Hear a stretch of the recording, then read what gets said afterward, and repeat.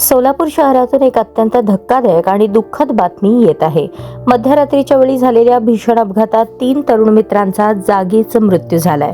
ही घटना 16 फेब्रुवारी 2026 रोजी पहाटे 4च्या सुमारास घडली।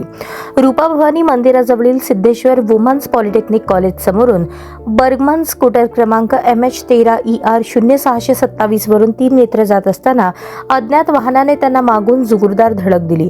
अपघात इतका भीषण होता की तीनही युवक जागेवरच पडले आणि त्यांची दुचाकी काही अंतरावर फेकली गेली। नागेश प्रकाश गवंडी वय 27 राहणार रविवार पेठ, रोहन अशोक कोरे वय 23 राहणार श्रीशैल नगर भवानी पेठ, बसवराज सुनील चंदशेट्टी वय 25 राहणार शेळगी सोलापूर असे मयत 3 मित्रांची नावे आहेत।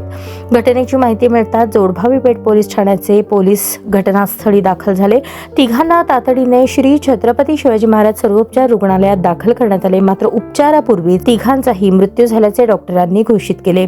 नागेश गवंडी टोल नाक्यावर नोकरी करत होते। त्यांच्या पश्चात आई, बहीण, एक भाऊ आहे। रोहन कोरे फायनान्स क्षेत्रात काम करत होते।